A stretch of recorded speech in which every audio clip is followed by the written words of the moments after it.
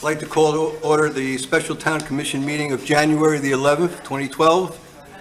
It's 5:30 p.m., and let's all stand for the Pledge of Allegiance to the flag.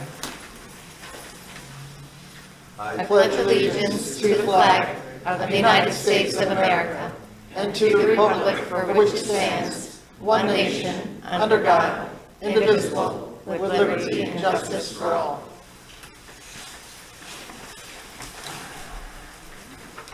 Please call the roll. Mayor Tom Peck. Here. Vice Mayor Kurzman. Yes. Commissioner Campo. Here. Commissioner Fender. Here. Commissioner Mayfield. Here. Okay, we have no proclamations and presentations this evening. Next item is public comment, and I wanted to ask the town commissioners how they'd like to proceed on this. Specifically, I was thinking about the way we left the last meeting. We had gone through the public comments section on the town manager's contract, and we had received no public comments on that, and I was wondering if the commissioners wanted to go through that again. We certainly have plenty of time since it's the only item on the agenda. So if you do, let me know, and we'll carry on that way. And the reason I'm asking is because I've got some comment cards here, and some of them are on the town manager, and I would just like to defer those to the discussion on the contract at that time. Okay. Mr. Campo? Yeah, I think, there's a big issue. This is a major point of interest. A lot of people have spent a lot of time and resources to come tonight, and I think those voices need to be heard in regards to the town manager contract, even though we had some of those comments given last time. So I would be in favor of hearing the public when it comes to that topic individually. I'm in favor too. That sounds good. Okay. Concur. All right, so we'll proceed in that way. So the first set of public comments on non-agenda items, I've got one here that's mentioning the town manager. I'm going to put that aside until we go over the town manager contract. But we can go ahead and get started with Art Schwartz. And just a couple of quick comments on public comments. Everyone has 3 minutes. When recognized, please step forward and state your name for the record. All remarks should be addressed to the commission as a body. The public comment period is for the receipt of public comments, not debate. It is not intended as a time for problem solving, but rather from hearing from the citizens for their input. Any person addressing the commission who disrupts the orderly and efficient conduct of the meeting, uses profane or obscene language, may be removed from the meeting. Go ahead, Mr. Schwartz. It's Art Schwartz, and I would like to defer until we have the discussion on the town manager. Okay, very good. Cheryl White. Good evening, Mayor Commission. I'm here tonight on behalf of myself. I received information. There was a comment made at the last town commission meeting in reference to my service to this town. As the former city clerk, I take full regard to any comments to my service to this town. And I must say I was a little disturbed that there was a comment made that I was paid more than the current town clerk. I want to set the record straight. My position with this town was the town clerk, the finance director, and the HR director. I was a contractual employee. I was not paid, I paid my own taxes, my own Social Security, and I did not receive any benefit from the town. When I took the part-time position with the town, and the town paid my taxes and Social Security, I actually took a cut in pay to help cover the cost of those, and I declined any benefits which I was entitled to. So I'd like to set the record straight to the residents that this was not fair to me. And also there was a comment made about the minutes that were, somehow the current town clerk's minutes were much better than mine. Well, if that was a problem, they needed to tell me then. That's all. Thank you. Thanks, Cheryl. Thank you. Jonathan Shantos. Jonathan Shaughness, 83 South Sewalls Point Road. I'm very happy that you called my name, considering that I sat in here last time for a good 45 minutes foregoing pay from my second job. I know probably that doesn't matter to any of you, but I think it's worth stating that my name wasn't called and I had to end up going to work anyways, and I wasn't able to make my comments. So I will take this time to make my comments accordingly on what I was originally going to speak about, and that was your allegiance, because what I'm seeing in this room is not indicative of 4 elected officials who were elected by the citizens of Sewalls Point. I see at least 4 people on this commission right now who have taken it upon themselves to basically act as essentially in their capacity as autocratically as they possibly can. What's my evidence of that? Well, other than the fact of needlessly ignoring the residents and actively trying to take away from their input, I mean, Mayor Tompeck, I mean, your comments in the beginning, this isn't a time for problem solving. Really? Public comment isn't a time for problem solving? Why are we here? Why are you here? You already have a town manager, and you're already considering renewing her contract, of which you're essentially ceding most of your authority anyways. I already spoke about this 2 meetings ago, and you're going to sit here and act like somehow the residents are the problem, and you're wondering why there's an optics issue with your behavior, your attitude, and the way people view the legitimacy of this body? I mean, the only thing more shocking than that is the fact that you're at an inability to put 2 and 2 together. And you got elected. That's the crazy part about it. You got elected. If anything, that proves how voting in this country has become tantamount to alcoholism. And it is a disease where, guess what? If we just elect and keep voting for these people, maybe something will change. Doing something over and over again and expecting different results. No, you are the direct result of what happens when we keep putting in the wrong people. So you go ahead and you do your thing tonight, and you go ahead and renew the town manager's contract, because I know that some of you have already made up your mind about that. But do remember, and I am not bluffing on this, actions do have consequences. And you will suffer those consequences accordingly if you basically escalate this and continue to escalate this against the Sewalls Point taxpayer. I'm going to work. Thank you.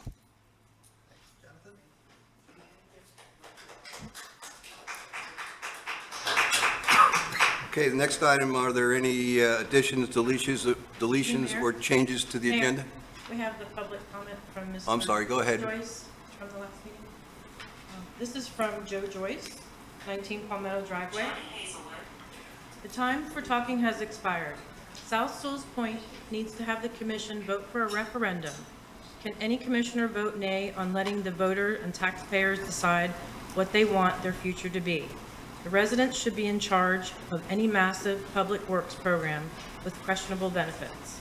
The majority of the town commission has stated their opposition to the mandatory requirements of the Martin County utility system, as responded Mr. Emerson, the director of MCU. This is their stance. All residents will have to pay monthly costs whether they hook up. Those who cannot pay the initial cost of somewhere between $21,600, $39,000, or $400 will have a lien put on their property to be paid upon sale or some other arbitrary date in the future. Nothing is free. There are not enough grants to finance a project with a cost in the tens of millions. Surveys have shown a possible cost construction between 26 to 30 million on the conservative side, with no roadblocks or construction issues. At this point, North Sewalls Point has taken the position of 73 sewer connections out of 221 homes. South Sewalls Point, with 652 homes, might show a similar percentage. This is getting into some questionable area of forcing Sewalls Point to have to comply when NSP was not given that ultimatum. My last point is that grant money can be put to good use. According to the governor's spokeswoman, Christina Pushaw, the money can be utilized for wastewater treatment, septic to sewer upgrade systems. Perhaps this data has not been disseminated to the commissioners. The time has come to stop pursuing grants for unapproved massive public works that Sewalls Point will never be able to pay, in addition to the previously stated $5 million loan. Do we want to be known as the commission and people who bankrupt Sewalls Point on its 65th anniversary?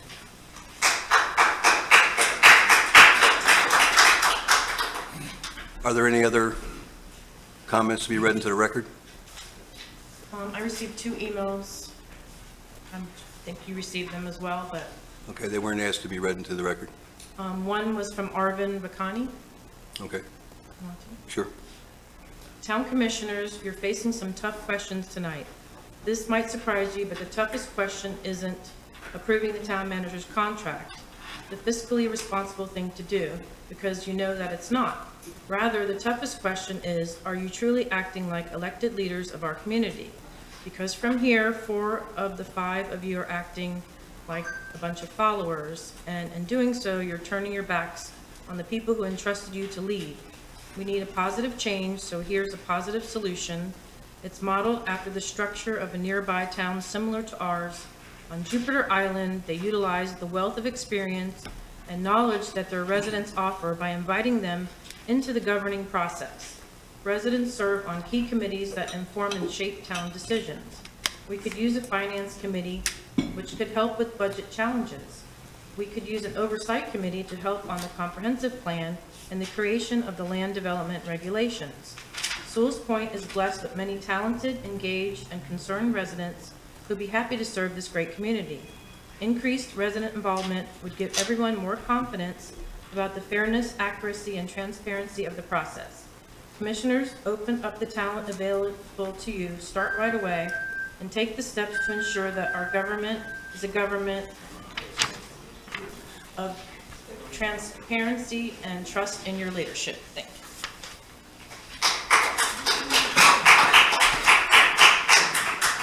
Okay, are there any additions, deletions, or changes to the agenda? Second. Please call the roll. Vice Mayor Kurzman? Yes. Commissioner Campo? Commissioner Fender? Aye. Commissioner Mayfield? Yes. Mayor Tompeck? Yes. Okay, the next item is the consent agenda. Do you have a motion to approve it, or does somebody want to pull a specific item off to discuss? Yeah, I'd like to pull the minutes out of the consent agenda. There was a meeting that I did not attend, and I've got questions on the minutes. But if it please the commission, I would move that we approve the consent agenda with removing the minutes for now. I'll second that motion. Please call the roll. Hold on, one discussion. Does that mean that we need to reapprove the whole agenda? Because I thought maybe the consent agenda gets adjusted and additions, deletions, or changes. I just want to make sure we, No, I don't believe we need to do No, that. this is just the consent. just the consent? Okay. Commissioner Campo? Aye. Commissioner Fender? Aye. Commissioner Mayfield? Yes. Mayor Tompeck? Yes? Vice Mayor Kurzman? Yes. Okay, Mr. Campo, do you want to Sure. go through the minutes? So on tab 5 of the notebook, page 6, I was at this meeting that was on September 28th, but I left at 8:30. And we don't have to necessarily discuss in depth, but if there was a quick answer, page 6, item D, I wanted to ask Commissioner Kurzman, who led that discussion regarding the balloting and the referendum issue. There was some follow-up with the town manager stated that she would move forward with the direction she received, and that the Commissioner Tompeck, town engineer, would meet with utilities. Was there any discussion on the referendum, Dave, or any follow-up on that topic? No. You can let me know. Okay. After that, nothing's been discussed. And then also, page 1 of that minutes, Kathy Muskowski stated that at that meeting, she was willing to serve in the capacity to discuss those issues. So now I'll ask the mayor, was there a meeting with the town manager and the town engineer and Martin County Utilities in the city of Stewart since September 28th?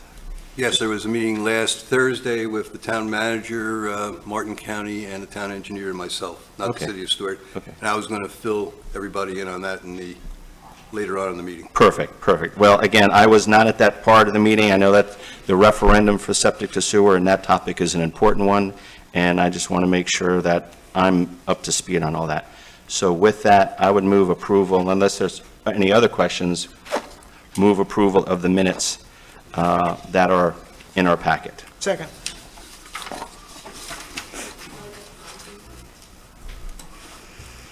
Commissioner Fender? Aye. Commissioner Mayfield? Yes. Mayor Tompak? Yes. Vice Mayor Kurzman? Yes. Commissioner Campos? Aye. Number 6. Okay, let's see. We have no public hearings on ordinances, no resolutions, so we're up to item 9, which is old business and the town manager contract renewal. Got here fast. Are there any other comment cards than the ones you gave me? No. Okay. All right, let's go ahead with the comments, and I thought that after we go through the comments, that I'd like to have the town attorney quickly review your note of January 3rd to highlight the items that we had previously agreed to and the outstanding items that we still need to discuss tonight. So we can start with Art Schwartz.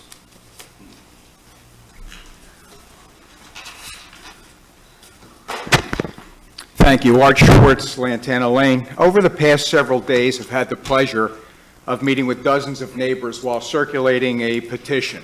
A copy of that petition has been provided to our mayor as of yesterday. Overall, in just a few days, besides myself and a few others, we were able to collect 165 signatures on the petition. 95% of the neighbors were pleased to sign the petition, and that petition is designed to withhold tonight's agenda that extends the employment contract of our town manager. I'll repeat that. Over 95% of those people that we asked to sign the petition agreed. Many of those people had their own story to tell about their interactions with our town manager. They mentioned comments such as arrogance, disrespect, mistruths after their direct engagements with Ms. Berger. Once again, over 95% of those people we spoke to agreed to sign the petition. Many of them I didn't have to ask. They were willing as soon as they read it.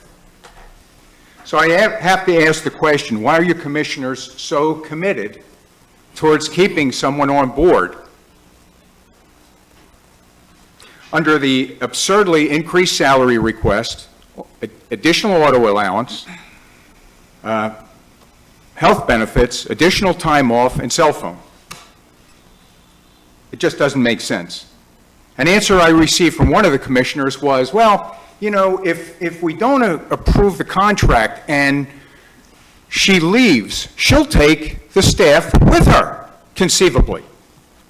Well, I think that would answer a lot of the big problems that we have right now, because she hired much of that staff. Personally, I don't know Ms. Berger. I've never met her. I've heard that she and many of her staff have worked in Port St. Lucie. Port St. Lucie has a population in the area of 200,000 people. Our population's about 3,000 people, about 2% of theirs. What could we possibly have in common with Port St. Lucie? The staff that was hired don't live here. They don't pay taxes here. They're not listening to the people here because essentially they don't have to, because the commissioners essentially have abdicated your authority to the people on staff. In closing, it's become painfully obvious that the retention of Ms. Berger as Sewalls Point Town Manager is due to one of three things. You agree with her agenda, you're apathetic and don't want to confront her about her agenda, or you're willing to disregard over 95% of the public that doesn't want this contract renewed. Regardless of whichever one, none of those fit. She's not fit for our town, she's not right for our town, and we ask that you withhold the contract at this time. Thank you.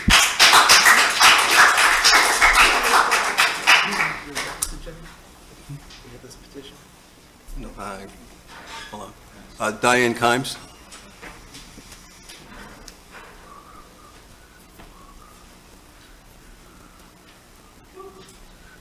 Diane Kimes, 2 Riverview. I am here to applaud the town commission for all the work that you do on behalf of all of the residents. And I am one of the silent majority. I happen to think that Michelle Berger has done a very decent job in a very difficult climate for the past 2 years. I have seen more work being accomplished in the last 2 years. I was excited to hear that the blueprints are now being digitized, that we're going into the 21st century. And, you know, I think that I'm not involved with the negotiations. That's really, you know, not something that I wanted to know about. I do think that you look at the size and scope of other coastal communities that are dealing with some of the climate change issues that we are facing. And I think that there are many times that people don't know the work that you do, as well as our town manager. And we've seen what happens when we don't have a strong town manager. And frankly, it's, you know, we're going to go backwards. And if you heard the governor's speech this afternoon, he talked, or this morning, you know, looking at the conversion to septic to sewer is only a matter of time. So I applaud the commission for taking that leap of faith.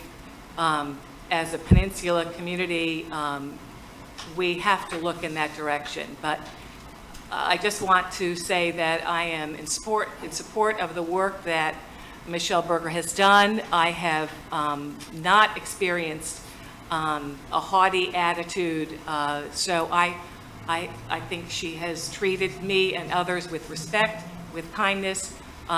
She shows up, and I think she's been very effective in the short time that she's been here. So you've got your work cut out for you as volunteers that give tirelessly. So thank you for your leadership. Mr. Fender, did you have something you wanted to mention? I was just asking about the petition. Well, Art did send me a copy of the petition late yesterday. I had barely had a chance to go through it, but I think the numbers that he gave are accurate. I think Is there a reason why we don't have a copy of it? I didn't have a chance to distribute it to me. Well, I would think Art would have done that, but I mean, sure. April has them. Okay, thank I you. can make, That'd be great.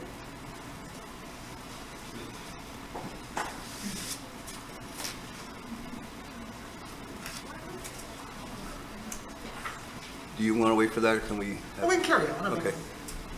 Glenn, would you go ahead and give us a summary of your January 3rd, 2022 memo, letter? Yes, Mr. Mayor. So I just tried to recap in that letter what you all decided on at the last meeting. You came to consensus on just about every issue except for 2. Essentially, you agreed the contract would be renewed for 2 years, starting February 1st, 2022, and going until January 31st of 24. You added the language that we talked about, that the salary would be adjusted each October 1st in the same percentage or amount as other town employees. So, for example, in the budget process, when you adopt the salary and benefit plan for all employees, if you decide that everyone's getting a 3% raise, that would apply to the manager as well. You always have the option, of course, if you wanted to do anything different since it's a contract. If you thought the performance was exemplary based on your performance evaluation, you could always, provide a different additional amount. I added that language back. Commissioner Campo had requested in section section 4C, Roman numeral 9, which was that if she were to apply for full-time employment anywhere else, the commission needs to get notified of that. The car allowance on your consensus was increased to $400 a month. There's no change in the cell phone allowance. Annual leave was adjusted to the 6.15 hours per pay period. And the 2 items that were left open were whether or not, or the amount of any salary adjustment, which is Section 3A, and any amount that you'd contribute to her self-funded health insurance plan, Section 8. I also, since the meeting last time was adjourned suddenly, as you're aware, under Robert's rules, you just pick up at the same point that you were. You don't have to allow additional public comment. I've noticed you've decided to allow that anyway. That's certainly in your discretion. But basically, public had their comment at the last meeting, and then it was the commission's discussion, unfortunately, was interrupted by the health issue. Okay, so I think we're, with that summary, we're down to the two items that have to do with the contribution to the health care for Michelle and also the salary. Anybody like to have some input?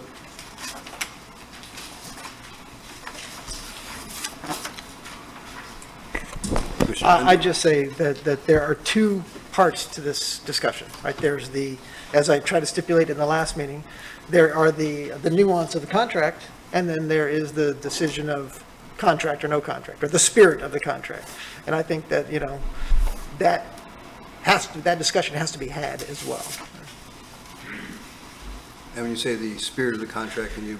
Well, I mean, by renewing a contract, you are basically giving a vote of confidence to the existing town manager, at least for another couple of years. And some of the discussion of this contract negotiation was if we reduce what her request was, which in my personal opinion was an unreasonable request, we are entering into a negotiation in that regard. And so the question really is, and I'm opening the question, is there a concept of confidence going forward, or is there not? If you agree even to a lesser amount in the negotiated settlement, are we moving forward with that? And then my point is, we don't have to have that conversation now. We can have it after we get to the term. At some point, you and I are all going to agree on, okay, this is a reasonable contract, regardless of what the request was. Here's what the percentage increase is over perhaps a cost of living amount over the last 2 years. Then, once we agree to the terms of that, we would give that contract back to Michelle, and she may or may not sign it. But the question then becomes, okay, now that we agree what we're willing to accept, are we willing to give that contract for her to agree to? And that's the second conversation I'd like to have after we have this, especially given, and I haven't seen this magical petition yet, but it sounds like there is a significant interest. I mean, 100 signatures sounds like a lot to me, and it sounds like we have more than that. We should have, at least have the discussion. I mean, I will say in the tenure that I've been in Sewalls Point for 20 years, I've never been embraced with this particular scenario, where the residents have come forward and said, hey, we don't like the person you've hired. Now, that may, some of it may be based on conjecture and misinformation, and we can have that conversation a little further after we have the detailed, nuanced discussion, the contractual discussion.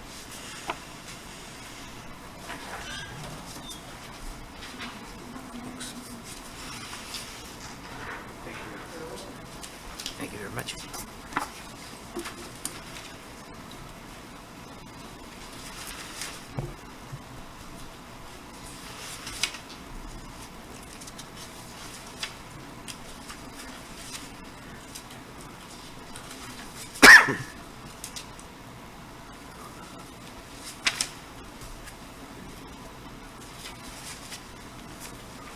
And by the way, I'm willing to discuss more about this, but I don't want to interrupt where the discussion you're on, which is the contract itself, which I think we should get through that conversation first.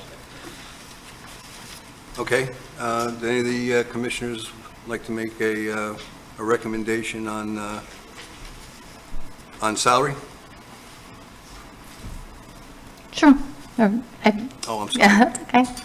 Commissioner Mason. So you're saying, you're agreeing that we'll discuss the details first and then go to Commissioner Fender's? Okay. Sure. I just want to make sure. I had said before at the other meeting that I think the $128,000 is reasonable in the area of the health insurance. That was an area that in the first contract there was no contribution. So I know there was an original ask of $500, correct? Original. So, I would support the 128,000 with maybe no self-funded health insurance, or I'm just giving you a, I'm remembering back before the holidays now, and I thought part of the discussion was, there's a number that gets that salary price down lower, but it's added to with the health benefit, right? So lower salary, some portion of the health benefit. Ultimately, I'm interested in the percentage overall, but I'm also concerned with the concept of this 30% pay increase, which I'm not in favor of. But I heard you just say the opposite, is that no matching health benefit and a higher salary. And then, by the way, I'm not Right. passionate either way. I just want to understand it. yeah, I don't remember, I didn't calculate out that number. All right. I was looking at this a little bit, and what I was thinking about, if we had, made an adjustment to town manager's salary of, 5% over the last 2 years, that would have brought her to about 121,000 and some change. And it's, from my understanding, and Cheryl, please correct me if I'm wrong, is that the health insurance would cost the town about $15,000 a year that she's not taking. That's correct. We did price out the individual plan on average. And I thought that, if we decided to maybe split the difference, give her $600 per month toward her health insurance, that would get us to about the same number. And why I think it's, you want to do it that way is because if the health insurance is a benefit, it's not part of the contribution for her pension. So it'd only be the contribution to the pension would be her salary and not a benefit.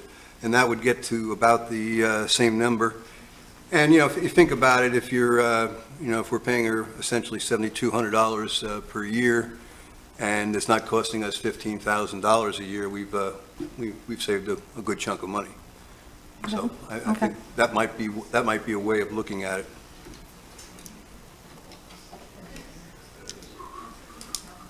I mean, I'd be curious to hear what the other commissioners say. That sounds reasonable. I hear what you're saying.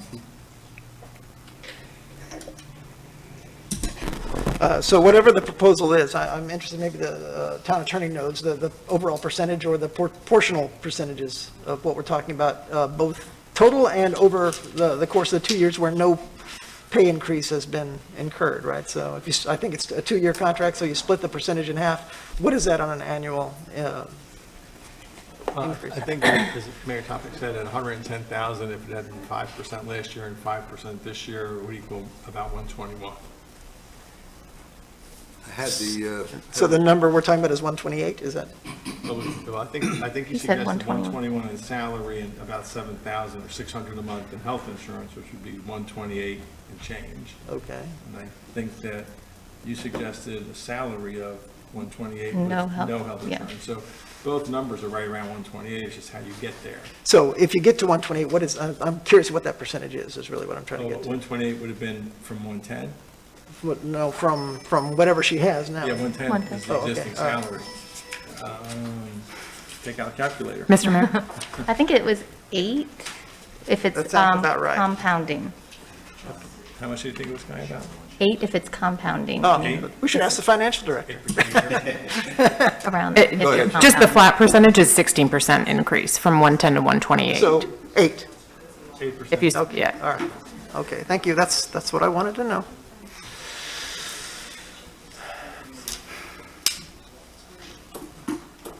do we have any comments from, here we go. Well, Mr. Campo.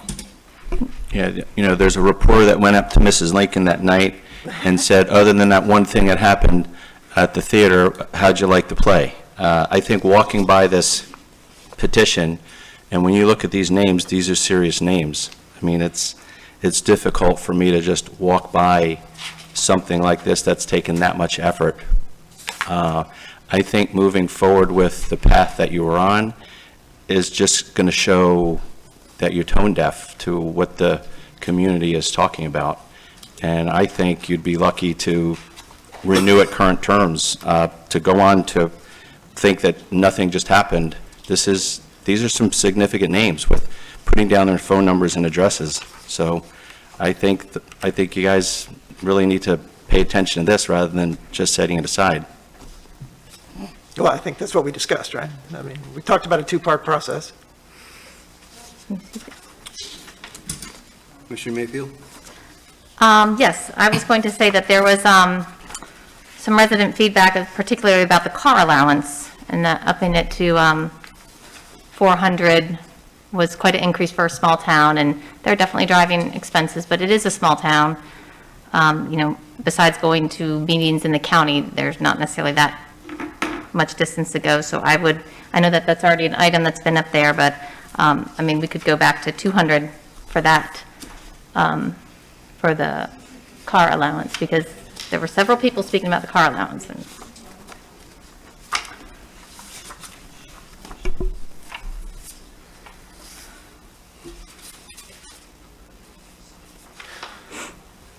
other than that, I think the 121 and the health insurance Contribution? contribution, that sounds good. Mr. Fender? So I'm going to stick with my two-part proposal, and I guess I'm going to try to finalize the first part, which I believe to be, and you tell me, Town Attorney, if the contract we have in front of us reflects the overall 8% cost of living increase that we might give her to consider. There are blanks in there now, so it doesn't reflect any Well, let's increase. But- finish that if but we're going to do that, and Sorry, but if you went to 128, yes, that would reflect a total of 8% plus 8% over 2 years. So it would be roughly 5% in salary, and then the health insurance amount. okay. If the petition and no confidence discussion moves away from that concept, is that agreement what we're going to give the town manager, is my question. I think the answer is as soon as we agree on what's in there, yes. Okay. Okay? And How do we get there? If there's, well, I'm hoping for eventually a motion from, We can, by the way, we can flip-flop it. It sounded like Commissioner Campo suggested that, is we have the no confidence discussion first before we waste more time talking about the dotting the i's on the contract. what's the pleasure of the commission?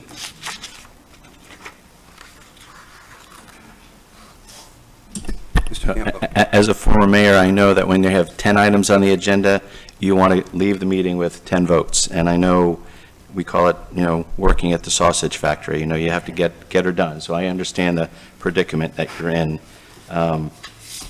There's some issues that I think are in addition to the cell phone allowance and the car allowance that I'd like to bring up.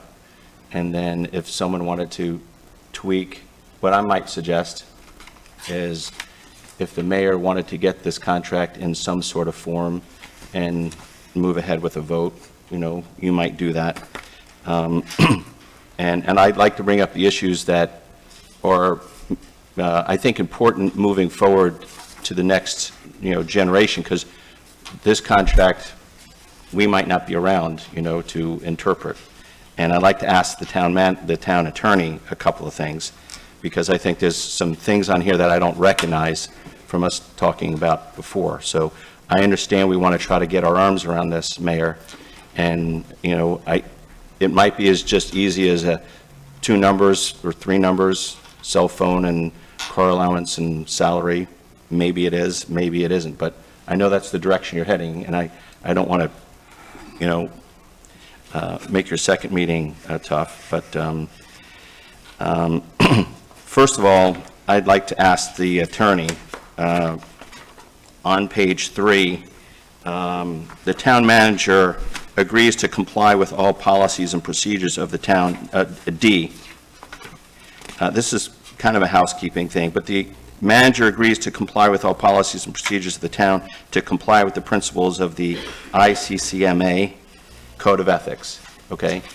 I would think that if that's an expectation of ours, that the commission and the manager should see what those are.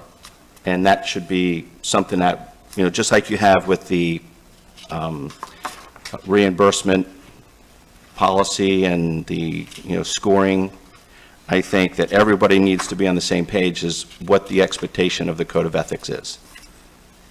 Because we have a town manager that's not a member or not affiliated or not credentialed, and a commission that hasn't seen those codes. So I think, we need to be in agreement as to what that code of ethics and expectations are.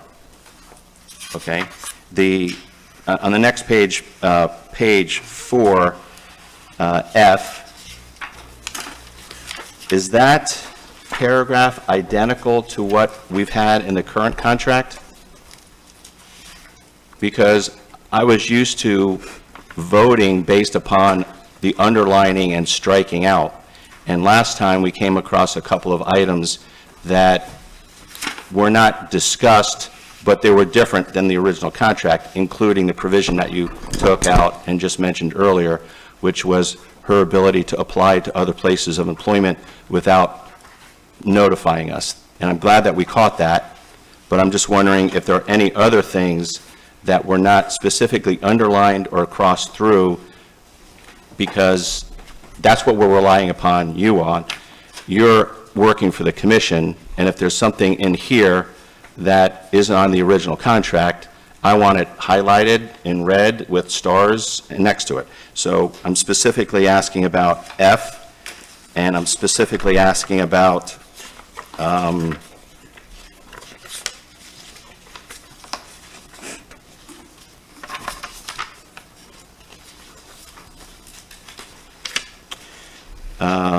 page 14, post-termination name-clearing meeting. I've asked a dozen people what that means. No one has any idea. So were both those items verbatim in the original contract? So I'm looking back at a December 9th, 2021 letter I did to the mayor and commission, which was the highlighted, red, blue, underlined, strike-through version. So F was exactly the same. That was the language that is in her existing contract. The part that says she shall not be employed by any other employer, that whole long paragraph, that was in the existing contract. Okay. I don't carry all my books I've got file cabinets in my office consumed with notebooks, and I don't carry them to each meeting. So when I saw this, I thought maybe you would carry forward those things, so. Yeah, so that was carried forward the same. Okay. Again, I'm looking back at December 9th when you had the Right. discussion, and we Right. then updated it. And then what a post-termination name clearing hearing is, I know what it is. Was it in the original contract? it's identical except for the fact that in the original contract, instead of saying town attorney in the 1, 2, 3, 4th line down, it said city attorney. It was Okay. Instead of saying in the 6th line down, it says occurs at a regular commission meeting. The words that added are or special commission meeting, so you can have either a regular or special meeting to have that name clearing hearing. The line below that, instead of saying in lieu of attending a meeting, it now says such a meeting. And then on the top of the next page, designed by the manager rather than the word employee. So it was those small changes between the original one and now. Okay, so now maybe you can tell me what that is. It looks like there were tweaks. It looks like they were not highlighted and crossed through, but they were, what do they call them, scrivers, errors? Well, they were highlighted on December 9th. See, I'm looking at the December 9th letter, so that gave Yeah. everybody all the changes, and then when you accepted the changes, the version you have now accepts all the changes except for salary and health insurance. So I took everything that you all said last time. I don't remember discussing that issue, though. So I just wanted to, Right. I'd rather bring it up and say, hey, we brought it up, we talked about it, we beat it to death, it's part of the contract. So a public employee in the state of Florida has some limited due process rights in their job. And one of those limited rights is if you're terminated from, again, a public position, the termination occurs in public generally, and if the termination is stigmatizing, So you said something negative about the employee, you stigmatized them, they have a right to and whether it's a manager, the clerk, any employee might have that right to, because if it's done publicly, then a right to, quote, clear their name. It's not a hearing.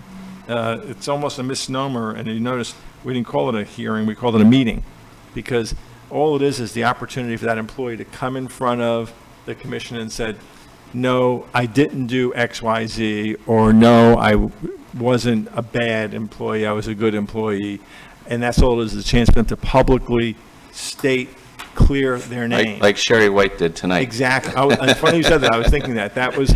Now, I'm going to interrupt to say, do we have this in place for other employees? Do we have this in place for John Adams and Sherry White and Lori Johns and other people? Do they have the right to come before our commission and say, I think I was wronged, I want to write or are they limited to come back during 3 minutes in an awkward setting like this? Are we giving the town manager special consideration that we're not giving to all the other people? We've had a lot of employee turnover here, and I want to just make sure that everyone's being treated the same way. No, well, only the manager has a contract, which is why it's in a contract for her. For other employees, again, it depends on how the termination is handled. If a person resigns, there's no stigma to that. If a person is terminated behind closed doors and not publicly, and the whole world doesn't have the discussion that we're having tonight about whether it's a good employee, a bad employee, whether he or she did this or that, that's a whole different level where you're not stigmatizing the employee. So in general, the employees have that, quote, right. But again, it's limited based on the facts of their job and how public their termination from employment was. Right, okay.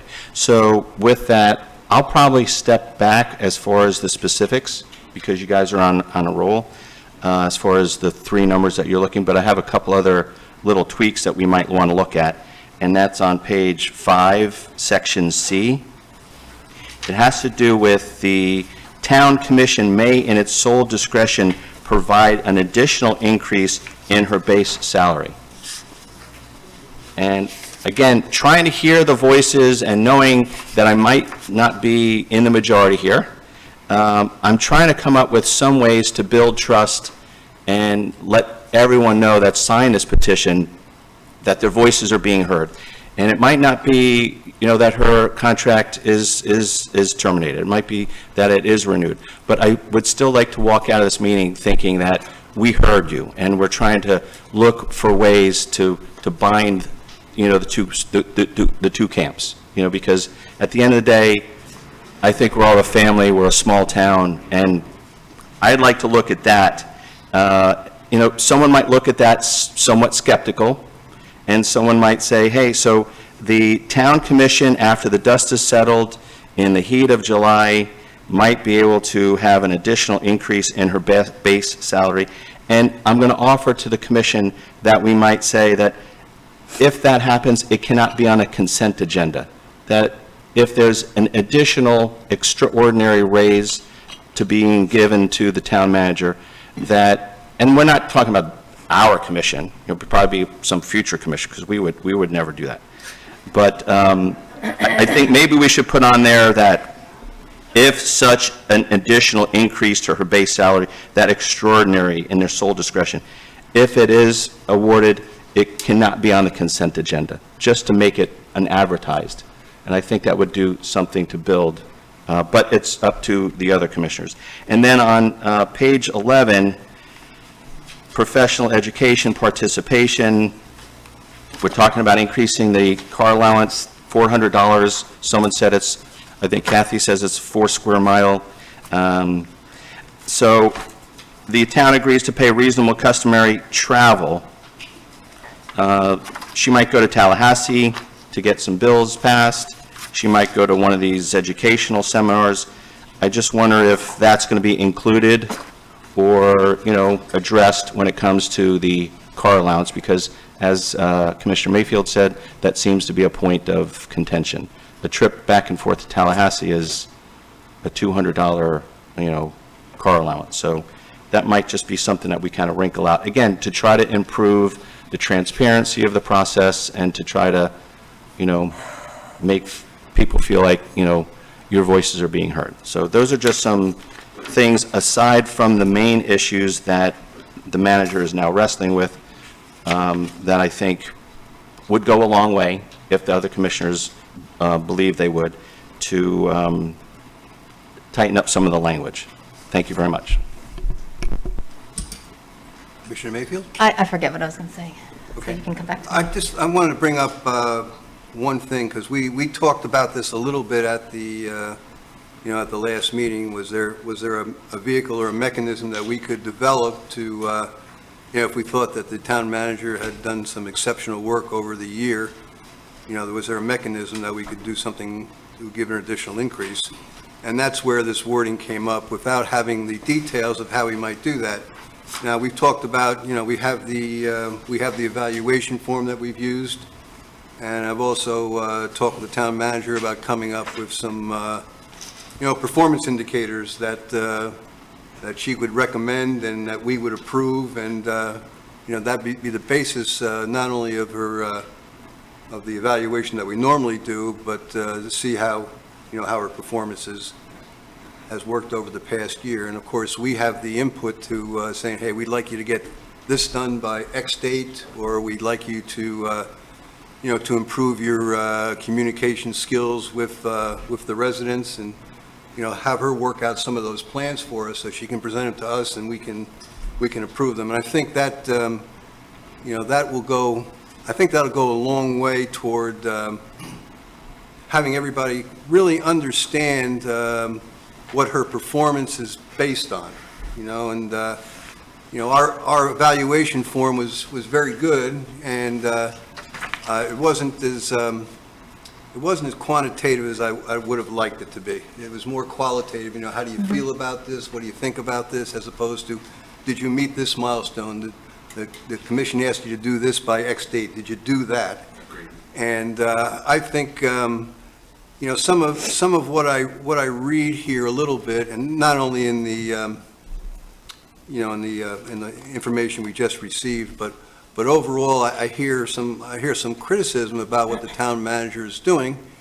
And when I hear it, I wonder why they're criticizing the town manager, because in most cases, she's taking direction from the commission on what we've asked her to do.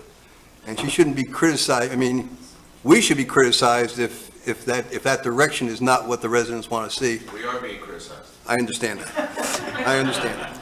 But I don't think it's necessarily the town manager going off the rails, so to speak. I think we've asked her to do some of these things. So, did you remember? No, I went on different tracks, so I'm thinking about other things. I will say, I don't know why I pressed the button again, that some of some of Commissioner Campo's points, I'm fine with, putting, saying not on the consent agenda. I would like to think that the commission wouldn't do that, but I'm okay with that if that would make people feel better or reassure people, so I'm okay with that. We discussed the salary. I'm going back to those numbers. It's still consistent with those numbers. I'm okay with taking the car allowance down, doing the 121 and the health insurance. The deduction, what is it, 600 a month? Is that what, yes. Mm-hmm. And I wholeheartedly agree, Mayor, with the performance goals. I hear the discontent with the town manager. I hear it, I absorb it, I understand it. She's not perfect, nobody is, but the goal here is to run the town the best we can. And so really, we need to be focusing in on how can we help make her a better town manager, as opposed to throwing the baby out with the bathwater, everything's horrible. So I'm totally on board with some goals and communicating with her. I mean, I've had some hard conversations with her based on residents' feedback. Not fun conversations, but they're necessary. That's how businesses do well, is they boosted morale and they boost people up and you try to improve. You try all those avenues. If they don't work and you've tried your best and it's just not working, that's when you would probably go on to someone else. So I love the idea of goals. So thank you. And I'm on board with that. And I got to be honest, when I was listening to some of the comments, I like the idea of, some advisory committees or something like that. I think that's a great idea, and we can certainly put some of those together. That will give, part of the struggle and the frustration is that, you can't get all your questions answered in 3 minutes or even after we, sit and talk as a group. So how do you flush out some of those issues? And the way you may be able to flush them out is some kind of an advisory committee on different subjects. And I think those are relatively easy to set up. It'll get a lot more dialogue, and I think you'll understand a little bit better, and we'll understand what you're thinking, and you'll understand what we're thinking at the same time. It might be beneficial. So I'd certainly like to go ahead with something like that in the near future.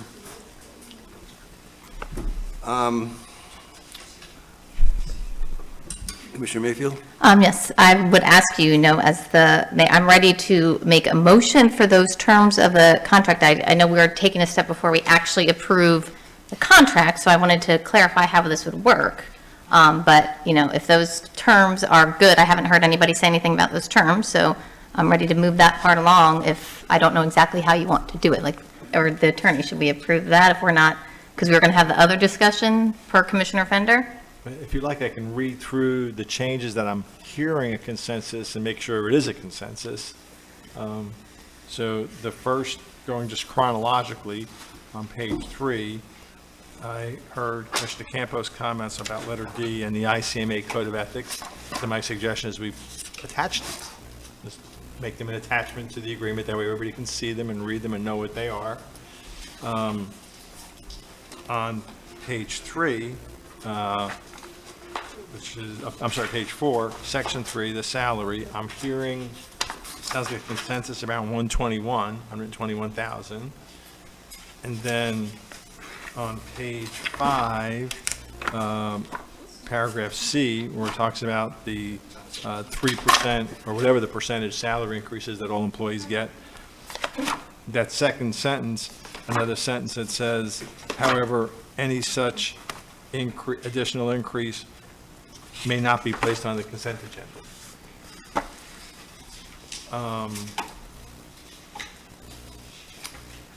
Page 9 on the car allowance, I'm hearing $200 a month as opposed to $400 a month. And on page 11, I'm hearing $600 a month towards health insurance, which is about half, I think, of what this costs the town $15,000 a year. This would be $7,200 a year, so it's just about half of what it would cost the town if she had participated in the health insurance.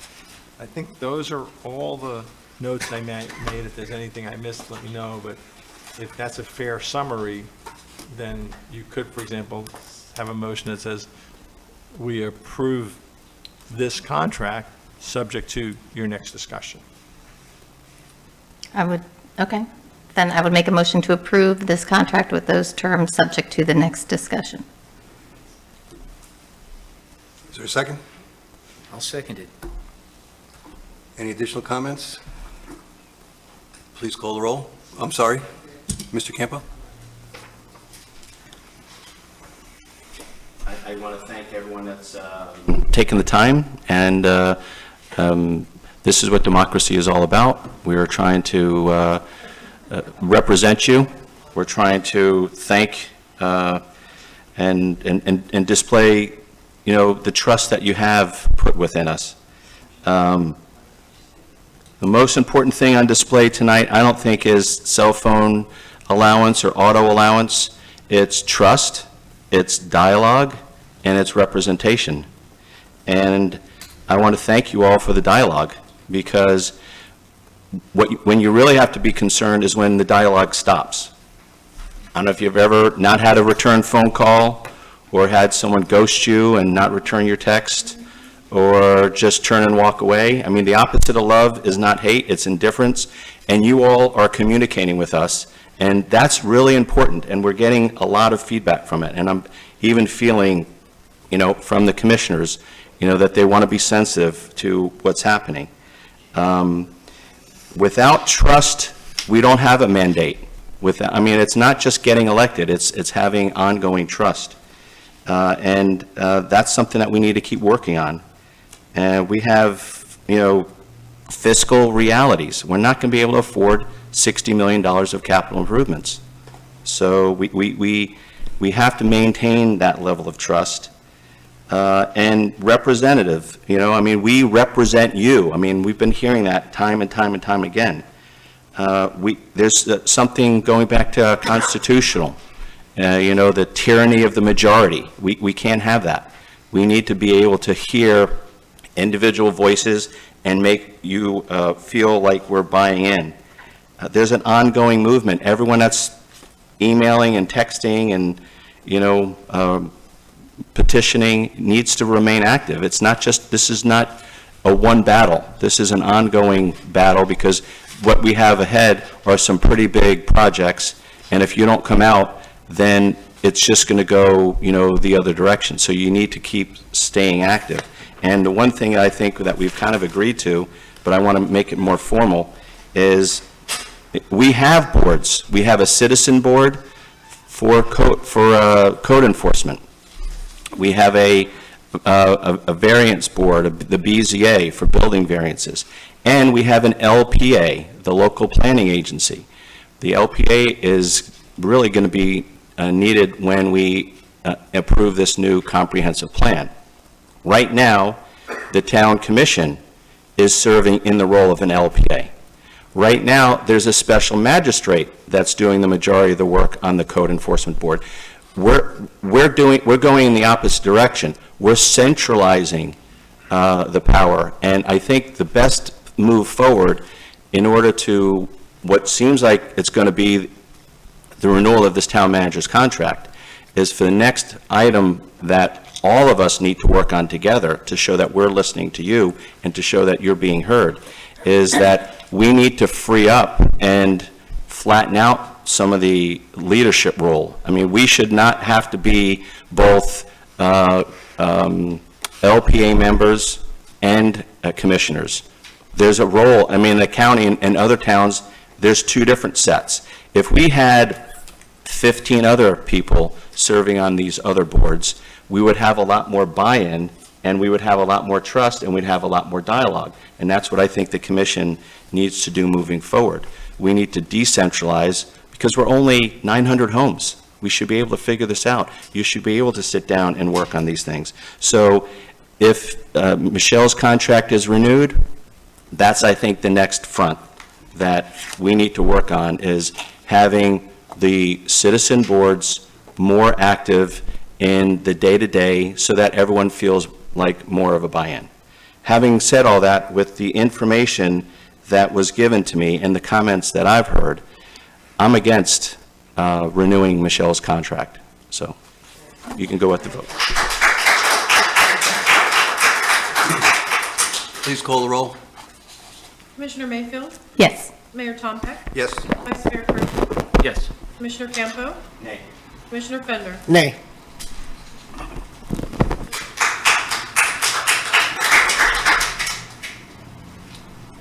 Okay, so I guess that leads us to talking about the petition, and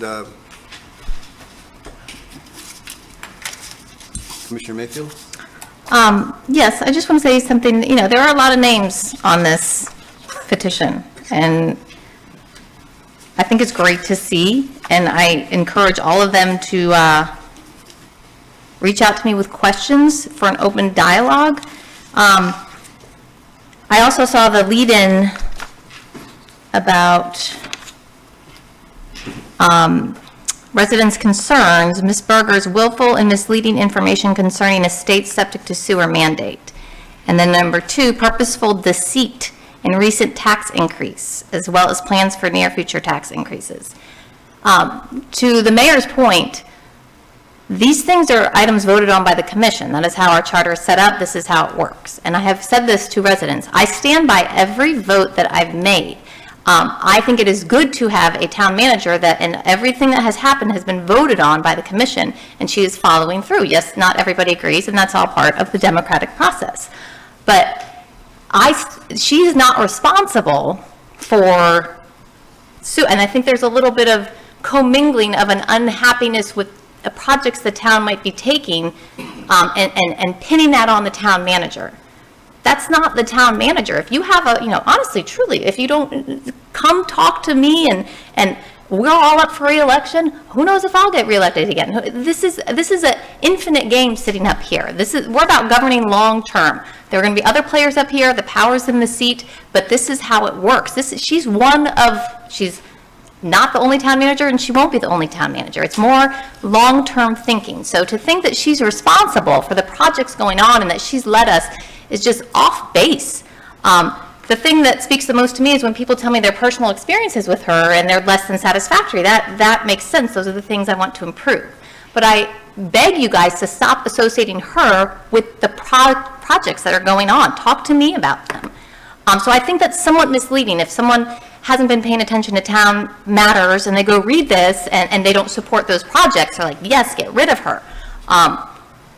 It's not great data to make a decision on. Now, if we want to go further, and I will look at this, and I will reach out to residents, and we'll talk about it, and these discussions have been reasons for not doing the original asks, for having the hard conversations, for doing the performance evaluations, to really try to make the town work well. But this wouldn't change my mind tonight because of these reasons that I'm not sure all the information given was accurate. And I think there's a perspective and that is seen when you're here doing all the work and the fact that we interact with her on a daily basis. She works hard. She works hard. So that's my opinion that, how I feel about, I genuinely really appreciate the enthusiasm and the dedication because we all love Sewalls Point. But I believe in the projects that are getting done. I believe they're necessary. And there are many residents that also talk to me who really support the projects. So that's my piece.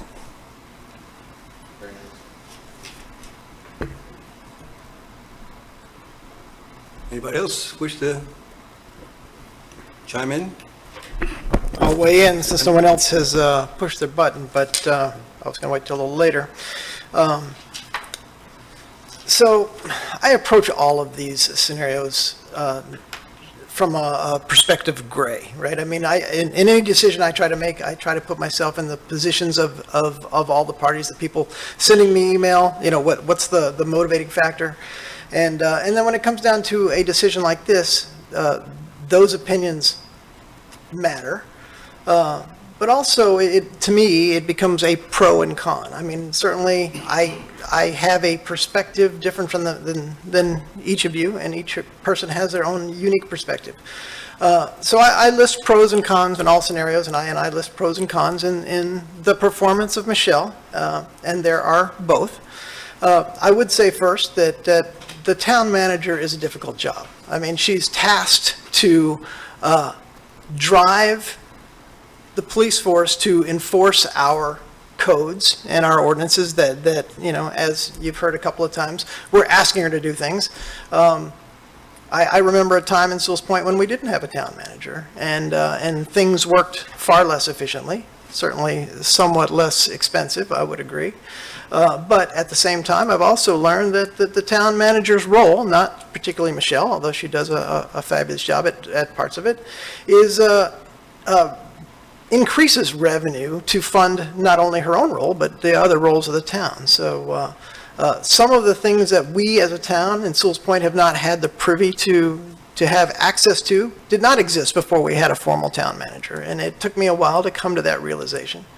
And so, Kaya, I agree with some of the points you said, and I get frustrated because I get flooded with emails, and I embrace them with an open mind, and then they come to a point where the reasoning of why I'm getting the letter is not in alignment with a basic business decision. So your point about why we have this petition is well stated. I mean, the points about deceit, the points about subject to sewer mandate, these are not necessarily the reasons to have a vote of no confidence. But, I would also say that one reason to have a vote of no confidence is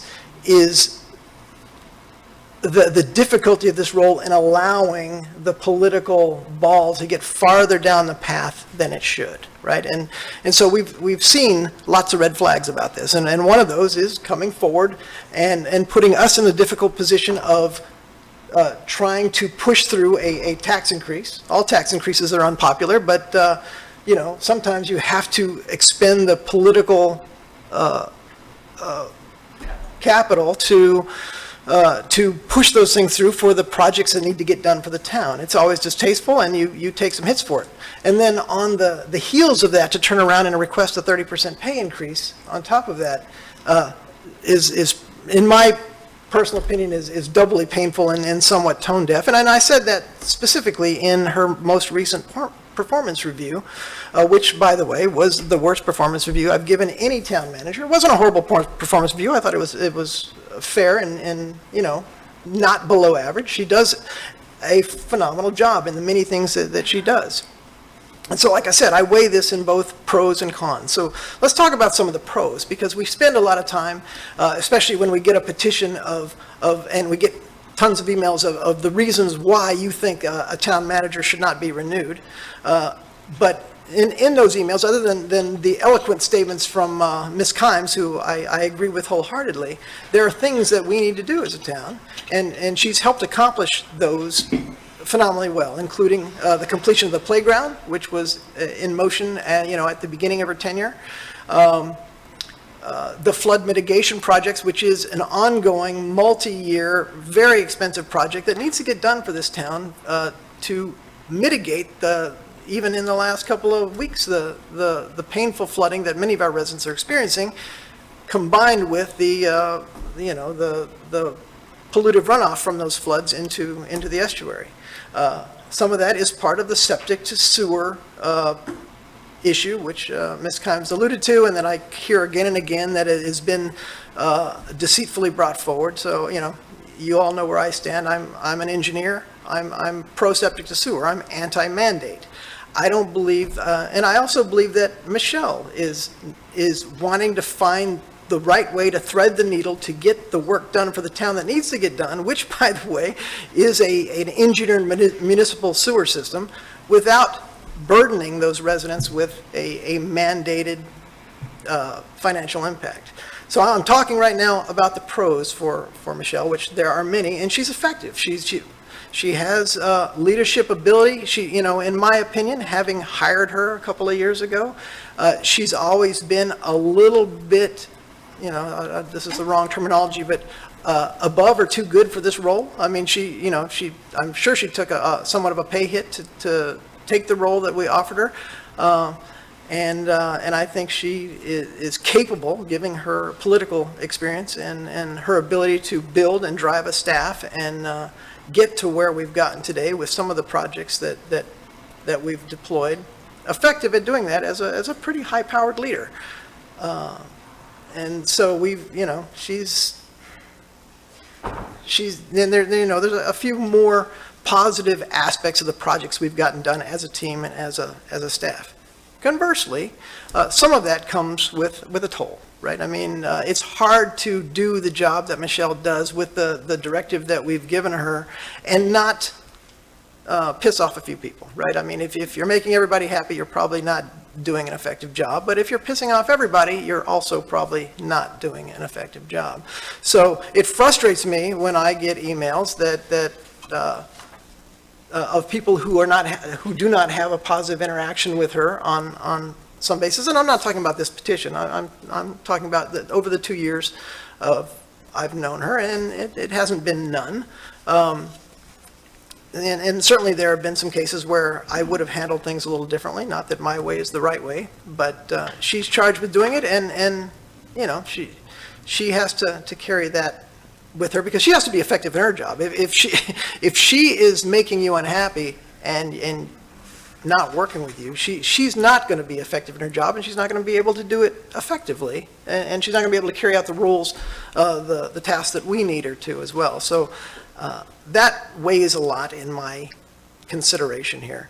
Unfortunately, I didn't get a chance to meet with Mr. Sewalls before this, and I have a desire to, what resonated with me in your statement, Art, is that you said you've never met her. And I'm like, wow, this is a lot of work to go through to make a statement about a person you've actually never met. So I can only then, having not had the conversation, assume that this is strictly based on the political septic to sewer statement or the distasteful request for a pretty significant pay increase, which is distasteful for me as well, by the way. And also, as I look through this, I see a couple of duplicates, but 5 names is too many on a petition. We've got 160 plus. To me, that warrants a discussion of, okay, how effective can our Mayberry town be with, people adequate, and by the way, I wouldn't, if you had come to my door, I would not have signed the petition as a non-resident, because I know Michelle, and I've worked with her, and I know her heart's in the right place. But if I had to list the cons, and I've listed them both, there have been some things during my tenure that I would have handled differently. There were some environmental things that I would have driven harder. I feel like our trees haven't gotten the, adequate attention that they've needed, although she's tried, and she doesn't disparage them. I'm a huge proponent of power line undergrounding. That initiative has not made the forward momentum that I would like it to be. But more importantly, the Mayberry feel of the town that I've lived in for 20 years needs to coexist. I mean, we have to continue to be the wonderful community that we love to live in, and the town manager needs to be almost the flag bearer for that, as well as the person to if we tell you to tell you to go to hell and make you happy on your way there. I mean, it's a very difficult role, and so I don't disparage her for the fact that a group of citizens that have come forward with a list of names, but it troubles me that there are as many as there are, because I can see 5 people being unhappy. I can't see 100 in a town of 2,000. That's a significant percentage to me, and I think that warrants at least a consideration of whether you look for the right personality that represents our town and fights for the residents. By the way, the town manager needs to be fighting for the residents as much as the commission does. So, I'm to the point where I also know that there are some very lucrative roles becoming available in town governance, of a couple $100,000 a year. So it might be time to let Michelle have the ability to pursue those roles, because she's grown her tenure here and she's done a great job in my mind. But this town might be too small for Ms. Berger, and that's just my personal opinion. So I'll stop there. I've talked too much as it is, but I want our town to be united, and I want them to be pleased with the leadership and the staff that we employ there. Commissioner Mayfield? Yes, I believe there were 165 signatures. I believe that's what Art said.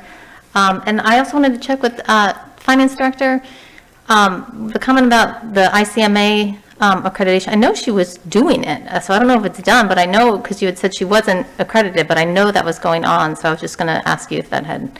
Right, so I think the distinction is the credential is what you spoke to, and so the credentialing is in process, but she is a member of ICMA and Okay.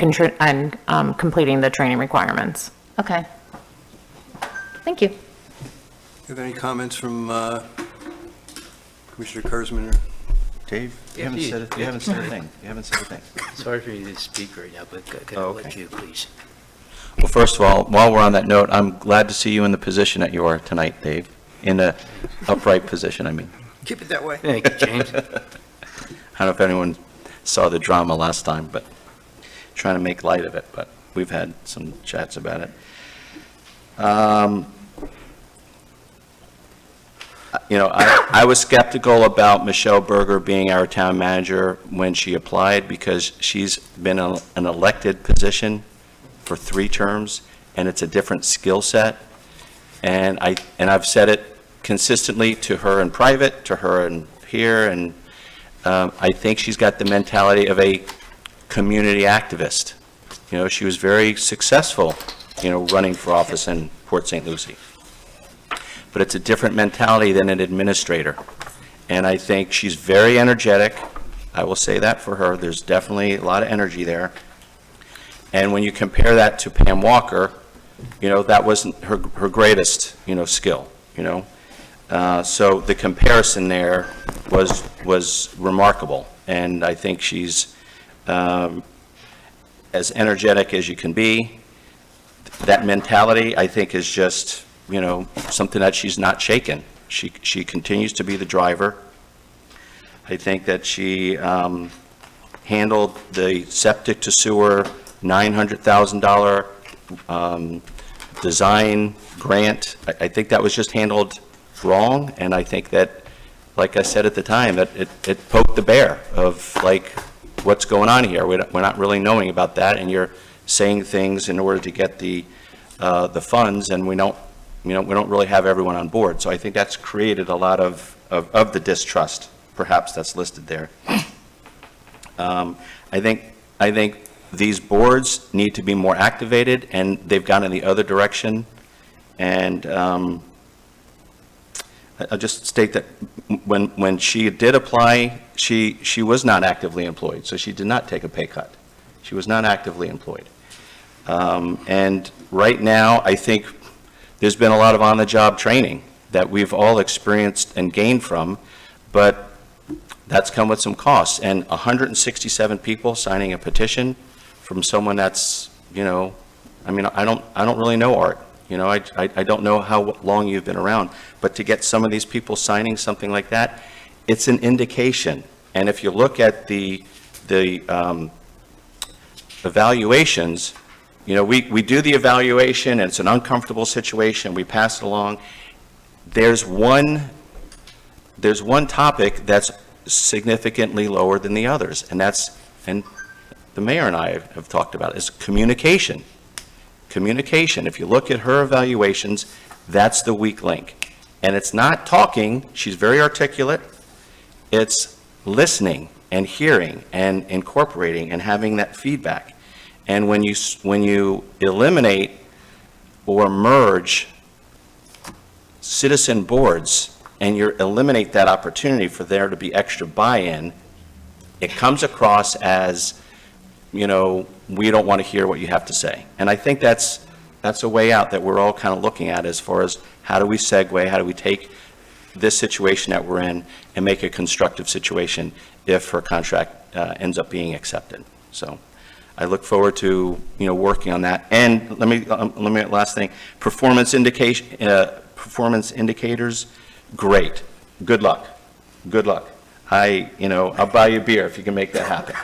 But I think that's another spectacular answer to, what we're doing. If we get the road paved, if we get, the financing for the road and, some real tangible benefits, if, we have a police force that might be unionizing. There's a lot of stuff going on. So I think to quantify some of the progress would be a great, tangible way of showing that, that she's listening. Mr. Mayfield? Yes, I remember this. I want to make sure that I say this at the meeting because it came up with, in reference to the town manager. Specifically, a resident reached out to me saying they heard the town manager is trying to get multifamily housing done, or that pushing for multifamily housing. I can't emphasize enough that this is not, we don't talk about that. I've never heard, I say as a commissioner myself, speaking for myself, I view Sewalls Point as a single-family residential community. Always has been. I see it as always being so. And I met every resident I've talked to, I can't think of anyone who's seen it in a different light. I don't have any discussions with the town manager about this. I'm not sure where that information is coming from. But I want to clarify that if anything, she is a big supporter of the town's culture and the town's vision that the residents have inputted and that commissions, prior commissions, and most likely future commissions have said. So I just want to make sure that's clear, that is, I had no idea where that came from. So, thank you. Vice Mayor Kurzman? Yeah, I've also had the same things. I've talked to some of the people that have signed this petition, and I talked to them over the weekend. They called me, and some of them were basically led to believe that she created the tax increase. Fixing a road that floods is not a bad reason, and she didn't create the tax increase. This was done by the commission. We got a 4-to-1 vote on that, and this is something that was long overdue. All she did, she communicates with our town engineer. They go over everything, and the project went great. When we finished up over Phase 1 on Sewalls Point Road, it was a complete success, but when we're not doing all these other things that created the tax increase. The tax increase is going to be to do the same project to finish this, and this was at the request of 4 or 5 commissioners that sit up here. Because people for years were complaining, I'm sick of driving through floodwaters. So we did something about it. We also heard a lot of residents complain, I'm sick of living in a flood in front of my house. That's where that came from. I also got phone calls frantically about low-income housing coming in, condos and townhomes. I have no clue where that came from, but it's far from the truth. I mean, there's nobody up here. I don't even have to ask the 4 commissioners there to my left. I know not one of them would approve any of that, no matter what would happen. And I know our town manager wouldn't either. The other thing I heard, I know a couple of people signed on here because they felt the tax increase was just too much. Not the tax, excuse me, the raise was too much. They have stated that to me. Another one said, you know, I heard she was dishonest. And she's not dishonest when she did things. And so that's something that's not true. There's just a lot of misleading statements that were put out there throughout the community. And, you know, people were upset. And we do hear you loud and clear on this. And, you know, we're going to try and make changes that are necessary internally. But the town is going in a better direction right now. We're better off now than we were, let's say, 4 years ago. We've actually had our first successful project. And all the time I've lived here, I haven't seen any real, this is the most expensive project we're going to be handling right now. And it's going to be very important to get grants. As far as dealing with the commission, she does give us 110%, and she does do whatever we say. If we said, let's change the park to a petting zoo, and 3 of us said, do it, guess what? You can have a petting zoo there next year. I mean, she does whatever we tell her to do. So, you know, there's things in here I don't agree with either, necessarily, but, you know, there are commissioners that think that's the direction we need to go, and she does as they ask, and I'm not going to hold her responsible on that. But at the same time, I've talked to many people in this room right now, and they weren't treated fairly in this case, and I think we have a big problem there, and that's something we're going to work on. So there's no reason this should be continue on, and we would like to keep an open door policy, and I want everybody to be happy and everybody get along, and there's no reason we shouldn't, no matter what it is, and there's always room for compromise and working together, whether it's with our town manager and with your commissioners. We all have open lines, and we all answer our phone calls. If you call us, we'll talk to you. I return all my calls. I play a lot of phone tag, but I do return calls, and I do hear you. I really do.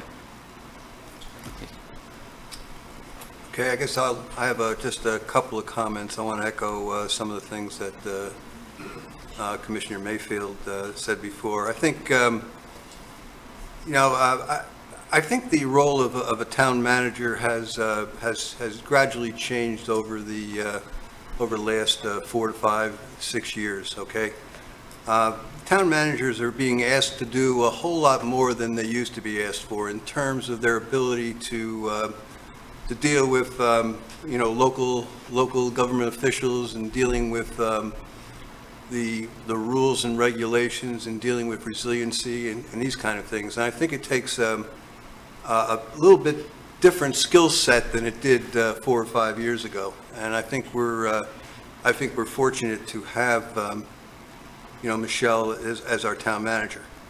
Now, one of the things that's also been echoed here and that I've talked to her about is people skills. I think the critical issue there is that she's self-aware of these issues. She knows that from time to time she's not, I don't know how to term it, warm and cuddly, and I think she certainly understands that there's improvement opportunities there that she needs to explore. And we've been talking about, how do we improve that area, because I think it is important. I think all the town residents expect, that kind of interface with the town manager to be, productive and positive. So we're working on that, and in terms of the septic to sewer, we've done a lot of talking about that, and in a few minutes I'm going to talk about it a little bit more. I don't think there's necessarily been any willful misleading information. I think some of the information that we see in all these different regulations is certainly confusing, and you can certainly draw conclusions that at some point in time we may not have some of the options that we currently have in terms of the conversion process. In terms of the tax increase, I thought that was, once again, nobody wants a tax increase, but it was apparent to most of the commission that since we had no capital budget to speak of, there wasn't any question that the South Sewalls Point stormwater work had to be done. So the only way to accomplish that, and we accomplished that through a follow-up resolution which earmarked any money from the tax increase to be specifically for that purpose.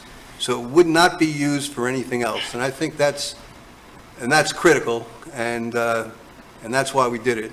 And I think everybody agreed, or most everybody agreed, that that was work that absolutely needs to be done.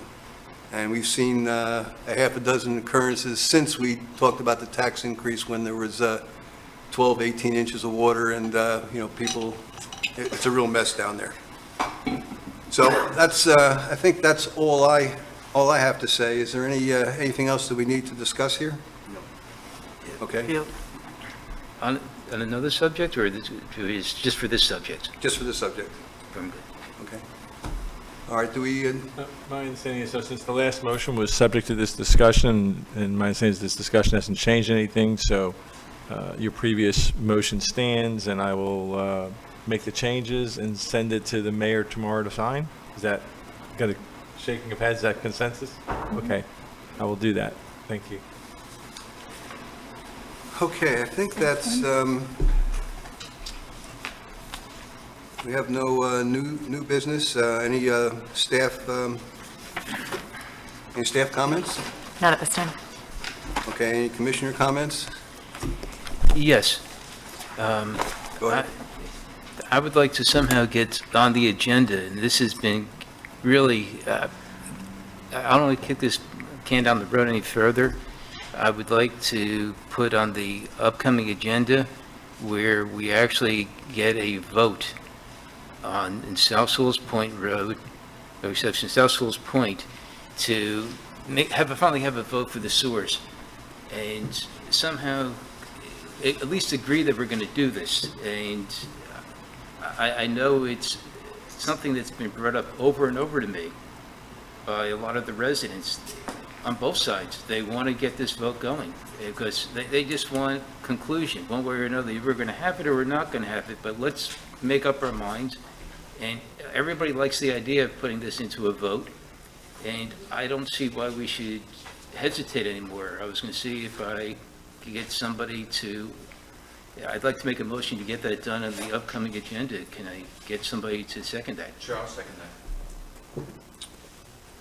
Any other comments? I was wondering, before you make that motion and we pass a motion on that, it might be worthwhile for me to fill in the commission on what happened at the meeting with the county last week. Well, the motion's been made and there's a second, but as part of the discussion, I think this would fold right in. All right. Yes. Very well. All right, as part of the discussion, let me explain to you what happened last week. I went to a meeting last Thursday with the county specifically Don Donaldson and Sam Emerson and the town staff, Michelle Berger and Joe Capra, on septic to sewer conversion. And I've asked Joe, previous to the meeting, that if I step on myself, that you'll jump up and correct me as quickly as you possibly can. You know, over the last, I was going to say several months, but it actually goes back much further. We've had general discussions on septic to sewer conversion. And in the course of those conversations, we received feedback from the residents on what they'd like to see going forward. One of the things that's bothered me is that we don't have a comprehensive plan to present to the residents for their consideration. I've also been distressed that the county hasn't identified any contribution they're willing to make to the project. At the meeting, we had a wide-ranging discussion on different options that may be available to us, but I don't think we really arrived at any conclusions. But we did reach a consensus on a couple of things. Number one, Sewalls Point residents are not interested in any system which will require mandatory assessment. The second thing I think we reached consensus on, it was critical to perform the preliminary design report for two reasons. Once we have the design report, that'll allow Martin County to tell us the feasibility of the system that they think would be best for us to implement and what contribution we can eventually expect from them. And the other thing with the report is that it can be used as a basis for applying for future grants. Now, Joe Capra has estimated the cost of that report to be about $115,000, and I strongly recommend we proceed with that study. You know, funds for that study are available through our first draw on the ARP funds. You recall we're getting about $1.1 million, and I think our first draw is $550,000. And that can be specifically earmarked for water, wastewater infrastructure work, and that's specifically what the ARP talks about, so it certainly fit in very well there. You know, one of the issues that makes this more complex for us is the existing infrastructure. And we have approximately, don't hold me to these numbers, we have approximately 133 ERCs that have vitreous clay pipe in the ground, and about 119 ERCs of PVC. The condition of that piping is unknown. I suspect that the PVC piping is probably in pretty good shape. I'm unsure about the condition of the clay pipe, and how this fits into the overall plan needs to be ascertained early in the process. You know, what we're looking at here is probably some type of a composite system, but we don't have enough information to give to the county so they can tell us what they think is the right system for us. But let's make sure, I want to make sure everybody's clear. Everybody's clear on the one thing, and I think we all agree on this, and if we don't, please speak up. We're not interested in any system which require any kind of a mandatory assessment for our residents. What and this is only my personal opinion on this, so it doesn't have any more than 1/5 weight, I guess. My personal opinion on the project is that the way to get around the mandatory assessment is to structure it similar to North Sewalls Point. You know, for those of us who have a little bit of experience in septic to sewer conversions, what they did in North Sewalls Point has been a very good success story so far. When you think about the fact they've got about 35% of the folks already hooked up, I know 35% out of 100% doesn't seem like a large number, but in this business, that's a spectacular success, which is going to probably continue on. My opinion is that we're going to have to look at structuring it similar to North Sewalls Point, and that might be premature based on what the results of the engineering report show us. But if it isn't, then you know, our first step would be to figure out a way to get the main run down South Sewalls Point Road, similar to what we did in North Sewalls Point. At that point, the county would be more receptive to coming up with a system similar to North Sewalls Point, and we wouldn't have any kind of a mandatory assessment. So I've given you actually no information here because we still don't have any commitment from the county, and we still don't have a comprehensive plan. And trust me, once we have a comprehensive plan that makes some sense, we're certainly going to bring it to the residents for them to look at and understand. You know, there's been, I think one of the things that bothers me is that there's been a lot of a lot of discussion and a lot of emotion about septic to sewer, and we don't have a plan that makes any sense here. We're going to get there, and just be patient a little bit longer, and we'll come up with something that I think will be acceptable to the residents, understanding what your concerns are going forward. I have it. Any further discussion? Yes, I just want to clarify, for mandatory assessment, it would be like North Sewalls Point, which I kind of consider delayed mandatory unless you like living with a no-good septic tank, correct? And Well, paying a yes, fee every month, right? Yeah. That's actually a Department of Health requirement. Yeah, oh, yeah. I just want to make sure that, no mandatory assessment, someone might say that's totally voluntary and it's, so I just want to make that clarification, but it is a good, I think that's a great deal, and I like that.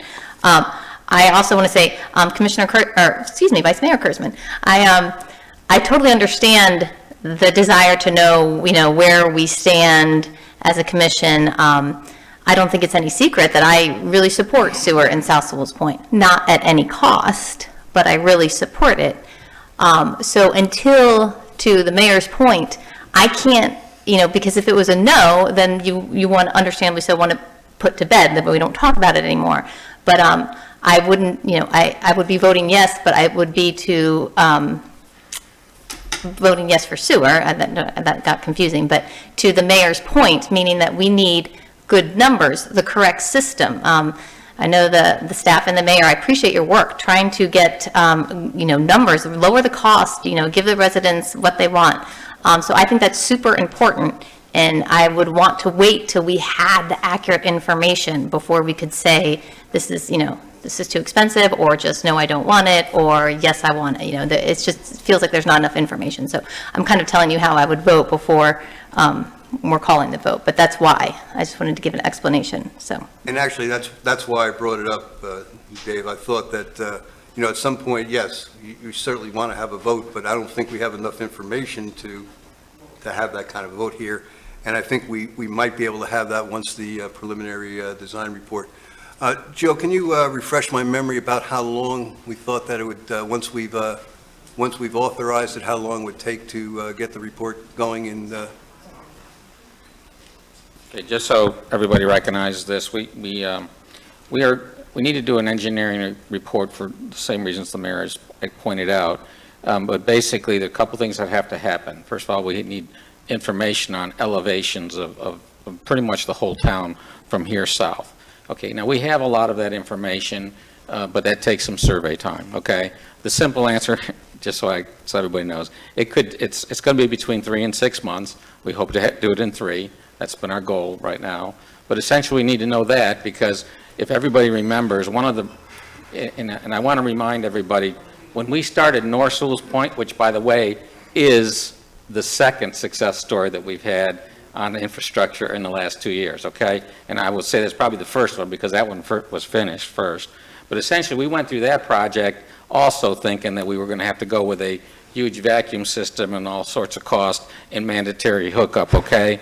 And we were able to convince the current utility director that, hey, we can go with grinders similar to what they did in Stewart, okay? So I'm only pointing that out to you. What we're trying to do is replicate the system, is because we think that is the one way we can get to not having a mandatory connection. It does take, the vacuum system does take a very expensive building to get that to work. It's a very good system. It takes an expensive building. We have to site that. We would hope it could be sited behind Town Hall here. Unfortunately, it's probably because of the elevation issues, we may have to site it somewhere down south. And you know how hard it is to site infrastructure that people see that's relative to sewage. They normally don't want to see it in their neighborhood. This is, in North River Shores, they're doing it. They've done 2 facilities like that, and they've done it successfully, the county.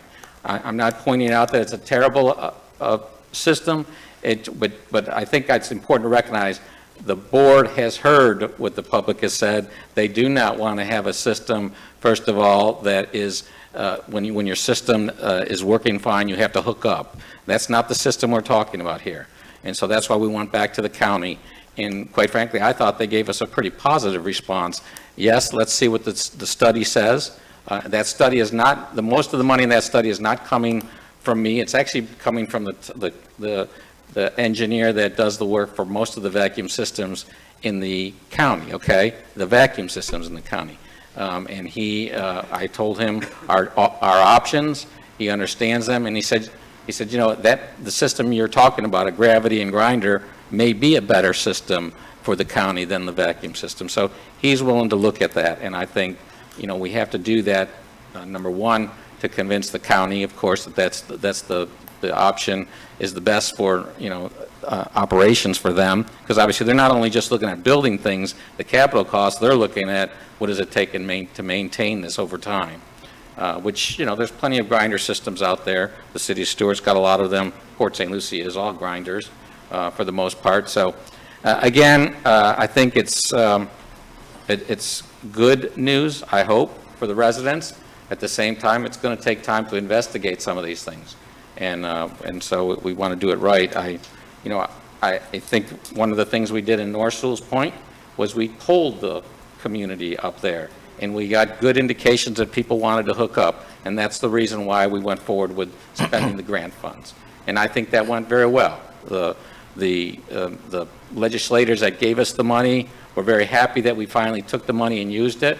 We used it efficiently, and I do want to remind everybody, Martin County contributed to that system, because we only had enough for probably about 3/4 of the people to get sewage, and they contributed money to help us get to complete all of North Sewalls Point.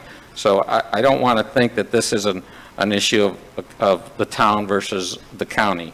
I think we have to kind of point out to the county what our residents want, and that's what we've done, and that's why we're recommending moving forward in the process that we're talking about. So I said more than you wanted me to say. Mr. Campo.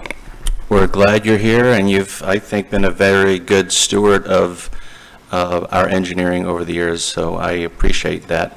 I was very active with the North Sewalls Point, and we were able to do it with basically no town money for $8,000 a resident. Now, the motion maker, and I don't want to put words in your mouth, isn't saying to go ahead with, live or die on septic to sewer. I think what he is suggesting is we discuss at a next meeting what the procedure would be to have the supervisor of elections send out a, what do you call it, a resolution, a referendum, a ballot.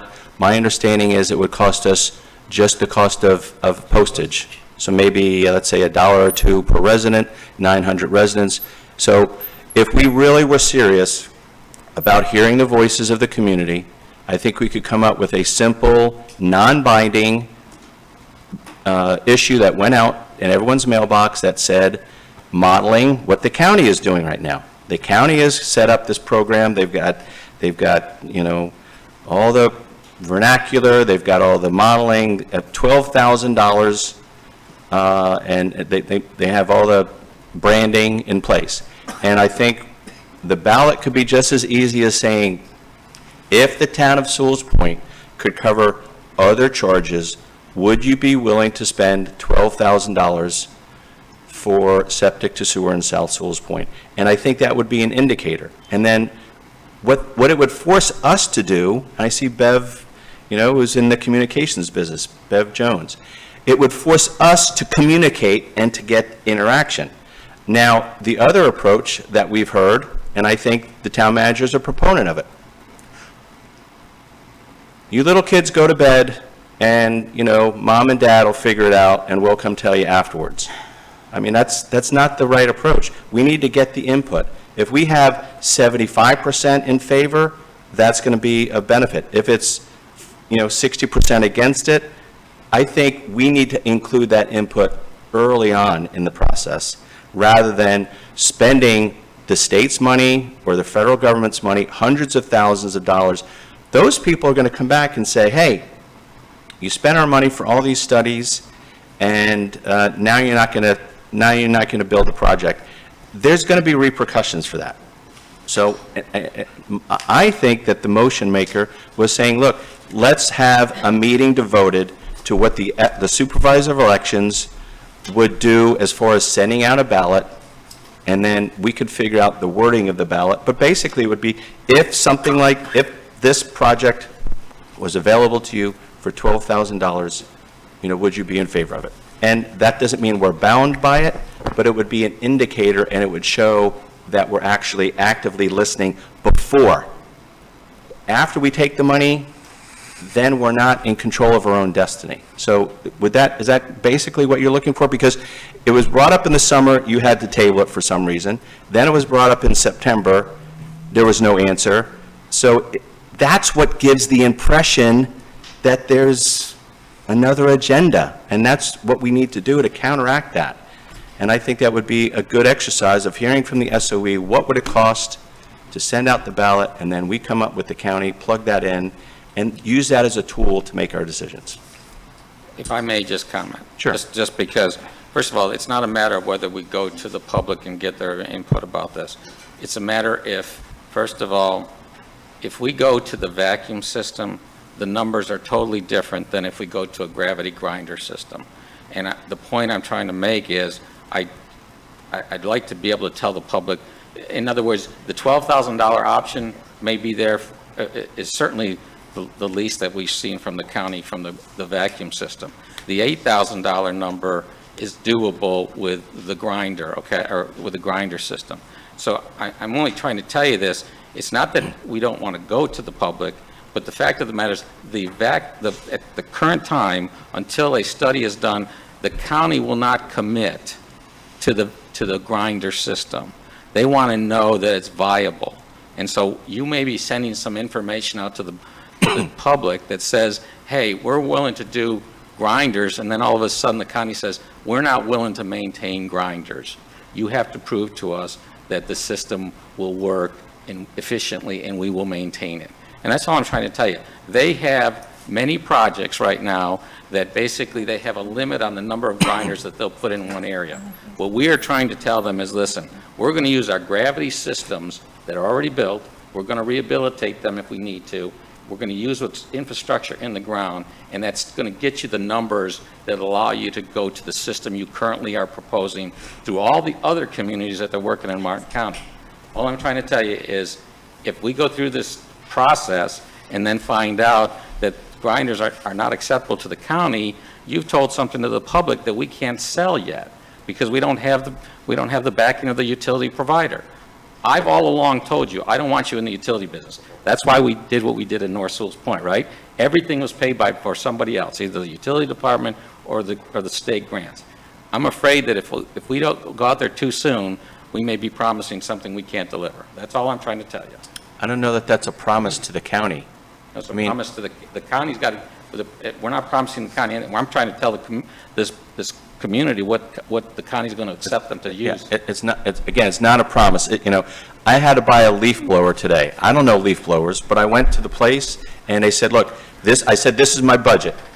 Okay? Now that's how consumers behave. They go out and they say, look, this is my budget, $8,000. This is my budget, $12,000. And then you come back and say, we can do it or we can't do it. That's the way that people are used to spending their money. And if you could even have two votes. You could say, would you be willing to spend $8,000? Would you be willing to spend $15,000? Would you be able to spend $12,000? But trying to get the input from the public first as part of that process before you start taking all these big pots of money, I think is going to prevent us from getting into a lot of trouble. Enough said. Commissioner Mayfield? Yes. Commissioner Campo, just as a point, you said, and you referenced, I believe, the town manager saying that there was some sort of agenda, and you were referencing the other meetings in regards to what Commissioner Kurzman, at that point, Commissioner Kurzman had brought up. We, I believe we voted on, or we had a consensus amongst at least 3 of the 5 commissioners to go forward with getting a cost before we did the balloting. So that was decided by the commission. That wasn't the agenda of the town manager. So I just want to put that out there. We had a consensus, at the least a consensus, at the most a vote, I can't recall. But that was why that happened. So I want to make sure we keep it. Consensus on what? On the not doing the balloting or tabling that conversation until we came up with what we're talking about now, a real accurate cost. I don't remember that ever being voted upon. It was. I said at the minimum a consensus, maybe a vote. I just haven't gone back to listen. That's the best my memory can do at this moment. But it was not, again, it was not pushed by the town manager. I'm saying it may have given the impression. is what I'm saying. Okay. Because we're all saying, the town manager's gonna do what we ask. Okay, let's ask her. Meet with the SOE, let's have a meeting, $1 a person, let's get a ballot from a legitimate source of vote counting. And then that's one piece of information. We can say, look, this is not binding, but we want to have a real indication of what that is. Commissioner Fender?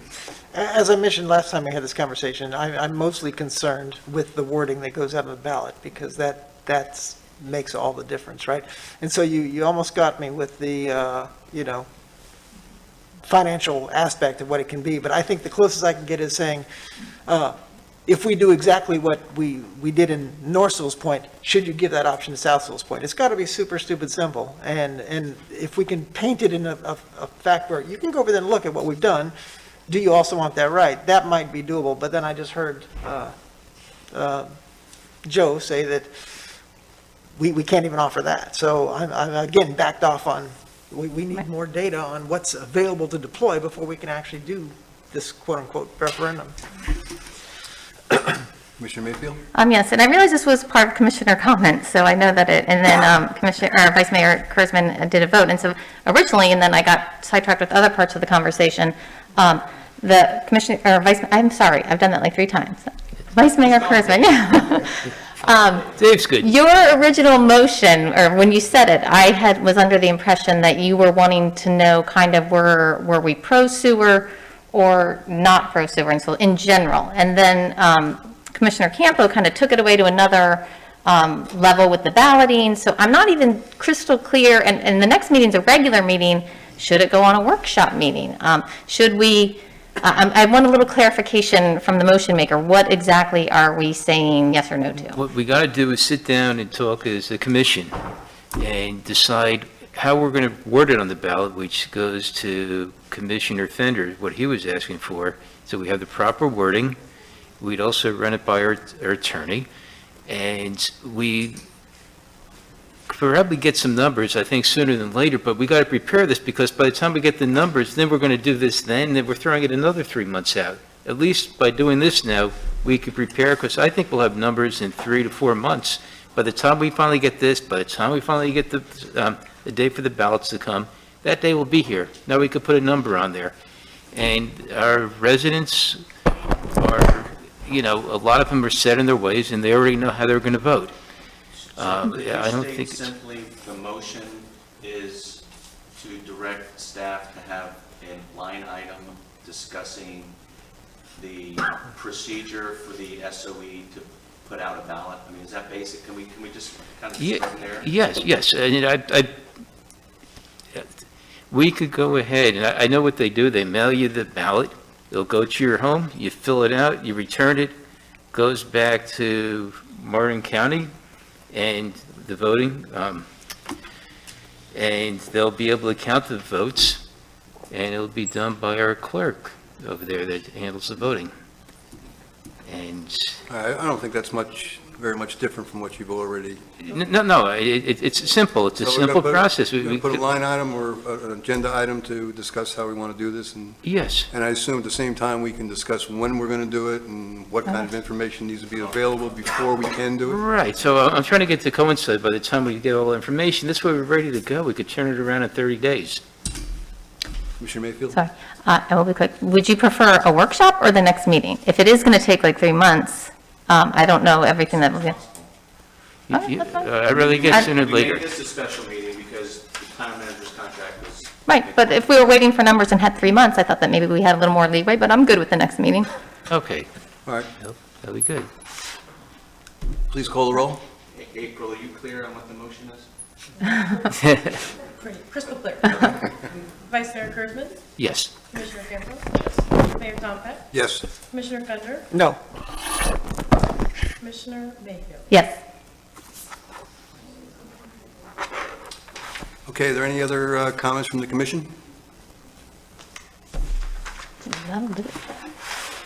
Motion to adjourn? I'll make a motion to adjourn. Oh. Thank you. If anyone wants to go to Josephine's, invite them. Meeting's adjourned. Wow. Get better all the time. Oh, yeah. You're twice as better as the first. Good job, Glenn. I like sitting next to you. It's a little less